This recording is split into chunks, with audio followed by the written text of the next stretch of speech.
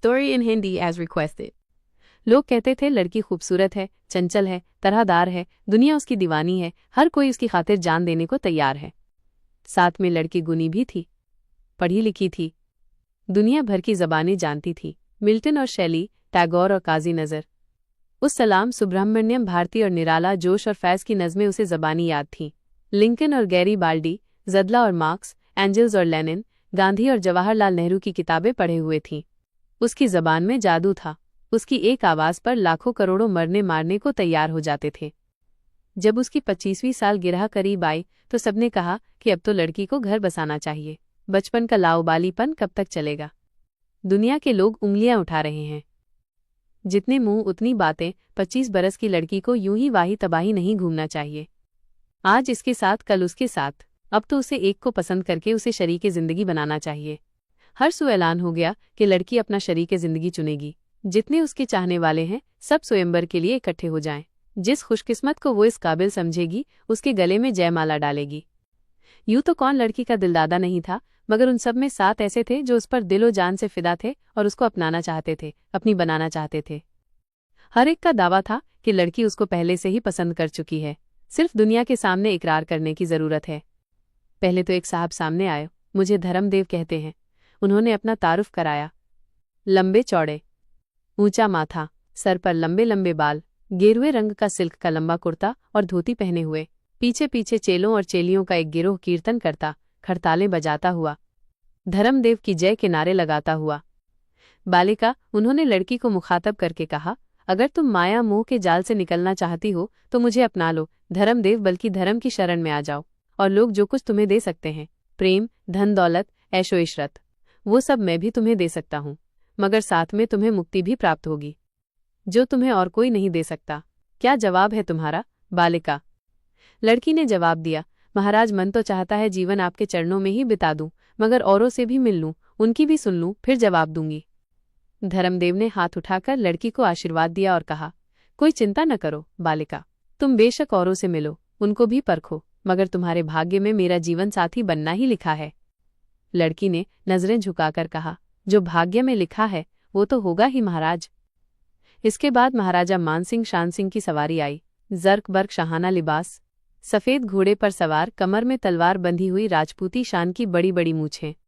उनके जुलूस में कितने ही गुलाम, बांदियां, लौंडियां, गाने वालियां, नाचने वालियां, तबला बजाने वाले, सारंगी बजाने वाले।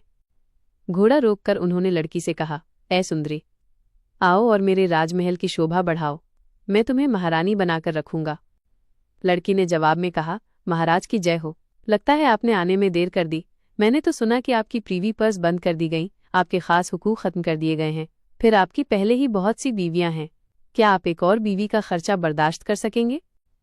महाराजा ने मूंछों को ताव देकर कहा, सुंदरी, तुम चिंता न करो, प्रीवी पर्स के बंद हो जाने के बाद भी मेरे पास इतना कुछ है कि सैकड़ों बरस तक न सिर्फ मैं और तुम और मेरी सब रानियां, बल्कि सब रानियों से मेरी औलादें उतने ही शान और उतने ही आराम से रह सकती हैं जिस आराम और जिस शान से मैं रहता हूँ। मैं तुम्हें यकीन दिलाता हूँ कि हमारा दौर अभी खत्म नहीं हुआ। पहले मेरे पास करोड़ों एकड़ बंजर जमीन थी, रियाया की देखभाल करने का दर्दे सर था। अब मेरे पास हजारों एकड़ का फार्म है जहाँ ट्रैक्टर चलते हैं, शराब बनाने की फैक्ट्री में मेरे हिस्से हैं, मोटरों के कारखाने में मेरी साझेदारी है, मेरी आमदनी पहले से कहीं ज्यादा है, तुम्हें आज भी हीरे जवाहरात से लाद सकता हूँ। महाराज से यही उम्मीद है, लड़की ने कहा, मगर जहाँ इतना इंतजार किया है थोड़ा और इंतजार कीजिए। मैं यकीन दिलाती हूँ कि फैसला होने से पहले जयमाला के फूल बासी न होने पाएंगे। उसके बाद एक बड़ी शानदार लंबी चौड़ी इम्पाला मोटर आकर रुकी। उस पर सेठ किरोड़ी मल, पकौड़ी मल विराजमान थे। मोटर फूलों की झालरों से सजी हुई थी, क्योंकि सेठ साहब तो लड़की के साथ 7 फेरे करवाने का फैसला करके ही घर से निकले थे। मोटर का दरवाज़ा खुला और सेठ साहब सेहरा लगाए अपनी तोंद संभालते हुए नीचे उतरे। लड़की, उन्होंने देखते ही कहा, तो तुम्हारे साथ आ जा, पंडित पुरोहित सबका प्रबंध करवा रखा है। मैंने एक बार मेरी हो गई तो तेरी ऐसी हिफाजत करूंगा जैसी अपनी तिजोरियों की करता हूँ, बल्कि तिजोरी ही में बंद करके रख दूंगा, कोई सदा तेरी तरफ आंख उठाकर भी नहीं देख सकेगा। ऐसी भी क्या जल्दी है सेठ साहब? लड़की ने बड़े अंदाज से मुस्कुराकर कहा, आपके तो मुझ पर ही बड़े एहसान हैं। हैं तो, सेठ जी बोले, मैं न होता तो तुझे कौन जानता। जन्म से लेकर आज तक तेरा खर्चा किसने उठाया है? मैंने। तेरे 16 सिंगार किसके पैसे से हुए? मेरे। तेरे कपड़े लत्ते, ये सारा तेरा ताम झाम किसके पैसे से आया? साड़ियाँ चाहिए? पूरी रेशमी साड़ियों की दुकान ही घर भिजवा दूंगा। 3 कोठियाँ होंगी तेरे वास्ते, एक दिल्ली में, एक बम्बई में, एक मसूरी में, और 3 मोटरें। लड़की ने कहा, ये सब तो महाराजा मानसिंह शानसिंह भी देने को कह रहे हैं। अरे वो राजा क्या खाक मेरा मुकाबला करेगा? मेरे ही कारखानों में तो छोटा मोटा हिस्सा है उसका। अब उसकी शान देखने ही देखने की रह गई है। असल तुम्हारे पास है, असल माल और असली ताकत बैंक, कारखाने, अंग्रेजी हिंदी के बड़े बड़े अखबार और छापे खाने, अफसर, मिनिस्टर, सब मेरी जेब में है। हुक्म दूं तो सारी दुनिया में तेरी सुंदरता के चर्चे होंगे, और अगर उल्टा हुक्म दे दूं तो कोई तेरा नाम भी न जानेगा। यह है हमारी शक्ति। ये कह दे अपने सब चाहने वालों से, जी चाहे तो ताकत आजमा के देख लें। सेठ जी, लड़की ने इठला के कहा, भला किसकी हिम्मत है कि आपका मुकाबला कर सके? बस जरा सी देर की बात है, फिर आपको क्या फिक्र है? आपके सर तो सहरा पहले ही बंधा हुआ है। किरोड़ी मल, पकौड़ी मल अपनी मोटर में जा बैठे। दरवाज़ा बंद कर लिया। मोटर रवाना हो गई और फूलों की झालरों के पर्दे में छिपकर उन्होंने अपना बैग खोला और 1000-1000 रुपए के नोटों के पुलंदों को गिनना शुरू कर दिया। अब पगड़ बांधे एक हटा-कट्टा नौजवान आया जो एक ट्रैक्टर पर सवार था। लड़की के सामने आते ही 10-10 के नोटों का बंडल निकाला और लड़की के सर पर से वार कर इधर-उधर फेंकने लगा। अड़ोस पड़ोस के छोकरे, लोफर, लफंगे सब दौड़ दौड़ कर नोट बटोरने लगे। ये क्या कर रहे हो? लड़की ने बज़ाहिर किसी कदर बिगड़कर मगर दिल ही दिल में खुश होकर कहा, लगता है तुम्हें रुपए की कद्र नहीं है। नौजवान, जिसका नाम धरतीपति कोलाक था, एक बेबाक और नौ दौलती अंदाज में बोला, मेरी जान कद्र क्यों नहीं है? रुपए की कद्र करता हूं तभी तो तुम पर से निछावर कर रहा हूं। तुम्हारी कद्रो कीमत कोई मेरे दिल से पूछे। हाय! और ये कहकर उसने निहायत बेशर्मी से एक आंख बंद करके मुंह में उंगली डालकर लोफरों की तरह सीटी बजाई। लड़की ने भी बेबाकी से जवाब दिया, तुम क्या? यहाँ जो है वो मेरा दीवाना है, धर्मदेव हो या राजा मानसिंह शानसिंह हो या सेठ किरोड़ी मल हो, एक से एक बढ़कर कीमत लगा रहे हैं, मेरी तुम भी बोली लगाओ। वो तो मैं लगाऊंगा ही मेरी जान, धरतीपति कोलाक ने कहा। ये सब तो अगले वक्तों के लोग हैं, बुढ़े खूसट। मैं हूं एक तुम्हारी उम्र का। जब तुम पैदा हुई उधर मैं पैदा हुआ, तुम्हारे साथ ही खेल कूद कर मैं जवान हुआ। पुराने जागीरदारों की जागीरें तुमने मुझे दी, जमींदारों की जमींदारी खत्म करके तुमने मुझे जमीनें अलॉट की। मैं तो जो कुछ भी हूँ तुम्हारा ही बनाया हुआ हूँ। तुम न होती तो मुझे कौन पूछता, और मैं न होता तो तुम्हारा इस दुनिया में कौन होता? बोलो, तुम मेरी हो और मैं तेरा। मेरी जान, एक दफा बस हाँ कह दो, फिर देखो किस धूमधाम से ब्याह रचाता हूँ। हमारी शादी की दावत में तो कम से कम 1 लाख आदमी खाना खाएंगे।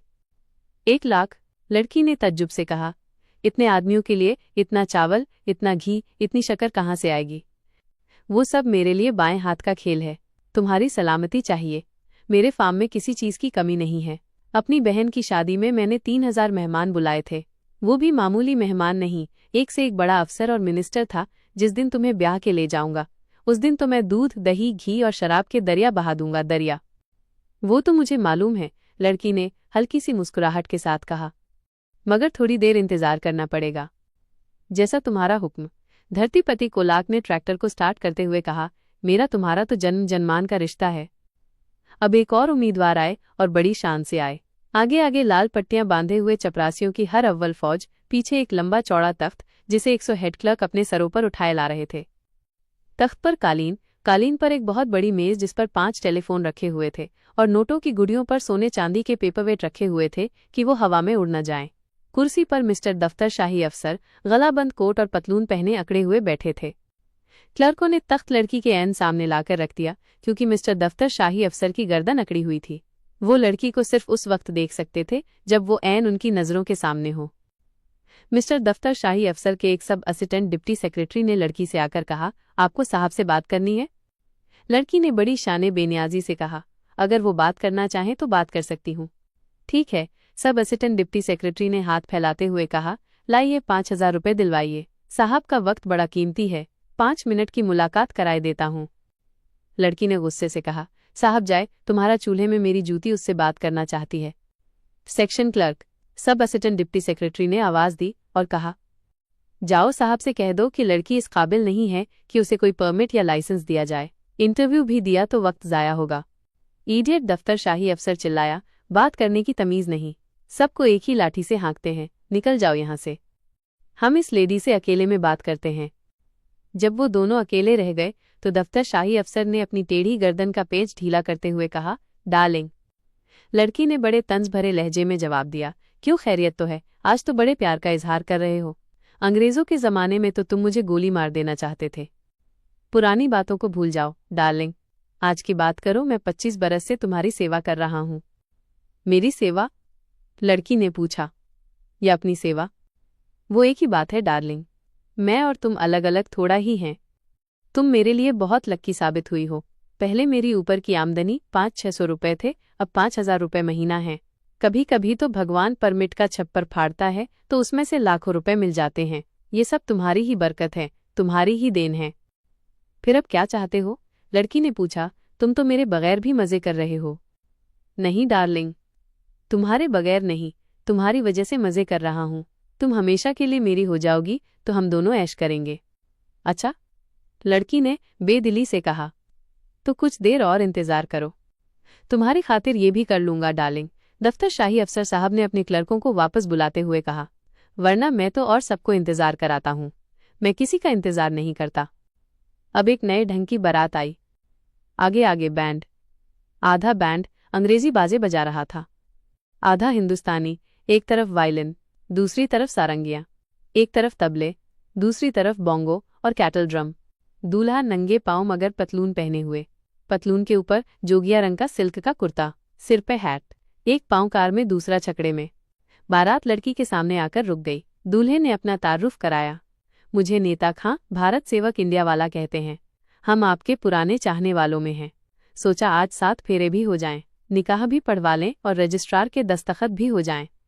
यानी एक छोड़ 3-3 ढंग की शादियां। लड़की ने हैरत से कहा। जी हाँ, इंडिया यानी भारत यानी हिंदुस्तान की मिक्स्ड इकोनॉमी में ऐसा ही होना चाहिए। ये आपको कैसे ख्याल हुआ कि मैं आपसे शादी कर लूंगी? लड़की ने पूछा। शादी तो एक तरह से हमारी आपकी हो चुकी है, नेता खां, भारत सेवक इंडिया वाला ने कहा। क्या हमारी कुर्बानियों को आपने भुला दिया है? हमारे खून से ही आपकी मांग में सिंदूर भरा गया था, आपके हाथ पांव में सुहाग की मेहंदी लगी थी। इसका बदला भी मैंने चुका दिया था। लड़की ने कहा, बरसों मैंने आपकी इनायात के बदले में आपकी सेवा की है। क्या आप हमेशा की गुलामी कराना चाहते हैं? आप भी कैसी बातें करती हैं? नेता खां, भारत सेवक इंडिया वाला ने कहा। गुलामी नहीं, ये तो भारतीय स्त्री का धर्म है कि अपने पति की सेवा करे। फिर हमारा आपका संबंध तो पुराना है। हमने ही आपको ये रंग रूप, ये निखार, ये अंदाज दिया। बदले में क्या आपका फर्ज नहीं है कि आप हमारी और सिर्फ हमारी होकर रहें? लड़की ने बज़ाहिर लाजवाब होकर कहा, तब तो आपको भी कुछ देर इंतजार करना पड़ेगा। मुझे फैसला करने में थोड़ा वक्त लगेगा। उसके बाद यकायक एक बहुत बड़ा धमाका हुआ। कई बम एक साथ फटे। धुआं हटा तो देखा कि नौजवान मोटरसाइकिल पर सवार चला आ रहा है। लड़की। उसने मोटरसाइकिल रोकते हुए डांट कर पूछा, क्या तुम ही वो लड़की हो? जी हाँ, लड़की ने डरते हुए कहा। वेरी गुड, मेरा नाम है क्रांतिकारी पुरकर, चंग पांग नाव नाव पाव पाव। जी? लड़की ने तअज्जुब का इजहार किया। इसका मतलब है लाल सलाम। क्या तुम चंगपांग नहीं समझती? जी नहीं। लड़की ने इकरार जुर्म किया। कोई बात नहीं, लाल किताब तुम्हें सब पढ़ा देगी, सब समझा देगी। तो तुम मुझसे शादी के लिए तैयार हो? क्रांतिकारी पुरकर ने सवाल किया। मगर लड़की ने कहा, मैं तो समझती थी आप शादी के खिलाफ हैं। बिल्कुल गलत। वो अमरीकी बोर्जुआ और रूसी रिविजनिस्ट हैं जो शादी के खिलाफ हैं। और फिर जेब से लाल किताब निकालकर उसका एक वर्क पलटते हुए बोला, किताब कहती है शादी करो, बहुत से बच्चे पैदा करो ताकि इनकलाब के सिपाहियों की तादाद बढ़े। तुम फैमिली प्लानिंग जैसे बोर्जुआ ढकोसलों में तो विश्वास नहीं रखती। लड़की ने झिझकते हुए कहा, मगर मुल्क की आबादी तो खतरनाक हद तक बढ़ती जा रही है। ये सब बोर्जुआ लोगों और साम्राज्य एजेंटों का प्रोपेगंडा है ताकि क्रांतिकारियों और इनकलाब के सिपाहियों की तादाद ना बढ़े। शादी के बाद क्या होगा? लड़की ने पूछा। क्रांतिकारी पुरकर ने कहा, सुर्ख सवेरा आएगा, मशरिक की कोख से लाल सूरज निकलेगा, मगरिब में अंधेरा छा जाएगा। तुम्हारी गोदी में सैकड़ों, हजारों, लाखों बच्चे खेलेंगे। मगर उन सबको हम खिलाएंगे कैसे? लड़की ने डरते डरते पूछा। नेता सबका पालनहार है। तब तो थोड़ी देर इंतजार करो मेरे लाल साथी, लड़की ने ठंडी सांस भरते हुए मुस्कुराकर कहा। और क्रांतिकारी पुरकर बोला, मैं इंतजार नहीं कर सकता, मगर तुम्हारी खातिर ये भी सही, उसने कहा और एक हैंड ग्रेनेड के धमाके के साथ उसके धुएं में गुम हो गया। लड़की अभी फैसला ना कर पाई थी कि इन उम्मीदवारों में से किसे अपनाए, कि एक तरफ से भागता हुआ एक नौजवान आया। मैले खद्दर का कुर्ता पाजामा पैबंद लगा, चप्पल जो दौड़ने में बिल्कुल टूट गया था। 2-3 दिन की दाढ़ी बढ़ी हुई। उसके पीछे पीछे एक पूरी फौज दौड़ती हुई। उनमें धर्मदेव, राजा मान सिंह शान सिंह, सेठ किरोड़ी मल पकौड़ी मिल, धरतीपति कुलाक, मिस्टर दफ्तर शाही अफसर, क्रांतिकारी पूरकर और नेता खां भारत सेवक इंडिया वाला और उनके हाली मवाली सब थे और सब चिल्ला रहे थे, मारो, पकड़ो साथियों, बचने न पाए। ये चोर है, ये डाकू है, ये गुंडा है, ये मवाली है, ये 420 है, ये मुसलमान है, ये क्रिश्चियन है, ये इनकिलाबी है, ये क्रांतिकारी है, ये क्रांतिकारी विरोधी है, इनकिलाब दुश्मन है। दौड़ता दौड़ता हाफता कांपता नौजवान लड़की के सामने आकर खड़ा हो गया। लड़की, अब तुम ही मुझको बचा सकती हो। लड़की ने पूछा, तुम कौन हो? नौजवान ने कहा, मैं न चोर हूँ, न डाकू, न मवाली, न गुंडा, न क्रांतिकारी, न क्रांति विरोधी। मैं एक सीधा सादा इंसान हूँ जो आज़ादी और इंसानियत की तलाश में मारा मारा फिर रहा है और जिसका पीछा ये सब कर रहे हैं। भागते भागते मैं थक चुका हूँ। मरूंगा तो नहीं क्योंकि सख्त जान हूँ, लेकिन मुझे लगता है इंसानियत में आज़ादी में विश्वास हमेशा के लिए खो दूंगा। मेरी तरफ देखो, लड़की ने कहा, मुझे पहचानते हो? थके हारे नौजवान ने लड़की की आंखों में आंखें डालकर देखा। आहिस्ता आहिस्ता उसकी बुझी हुई आंखों में एक नई चमक, उम्मीद की एक नई लहर उभर आई। उसने आहिस्ता से सर हिलाकर कहा, अब पहचान गया। इतने में जितने लोग नौजवान का पीछा कर रहे थे वो सब लड़की के सामने आकर खड़े हो गए और नौजवान की तरफ इशारा करते हुए चिल्लाने लगे, ये चोर है, ये डाकू है, ये गुंडा है, ये मवाली है, ये 420 है, ये हिंदू है, ये मुसलमान है, ये क्रिश्चियन है, ये इनकिलाबी है, ये क्रांतिकारी है, ये क्रांति विरोधी है, ये इनकिलाब दुश्मन है। और अब लड़की ने उन सब की तरफ ऐसी निगाहों से देखा जिनमें शोले भड़क रहे थे। नौजवान का हाथ अपने हाथ में पकड़ते हुए वो बोली, ये मेरा है और मैं इसकी हूँ। शुक्र है 25 बरस इंतजार करने के बाद मैं इसे मिल गई हूँ और ये मुझे। और फिर उन सबकी हैरत भरी आंखों के सामने लड़की और वो नौजवान दोनों फिजा में तहलील हो गए। और फिर वहां न धर्मदेव थान, राजा मान सिंह शान सिंह, न सेठ किरोड़ी मल पकौड़ी मल, न धरती कुलाक, न मिस्टर दफ्तर शाही अफसर, न क्रांतिकारी पूरकर, न नेता खां भारत सेवक इंडिया वाला, सब न जाने कहाँ गुम हो गए थे। सिर्फ बरसात की हल्की हल्की फुवार पड़ रही थी और मशरिक में एक धुंधला सा सवेरा घने काले बादलों का दिल चीरता हुआ चला आ रहा था। ये 15 अगस्त की सुबह थी। ये आज़ादी का धुंधलका था।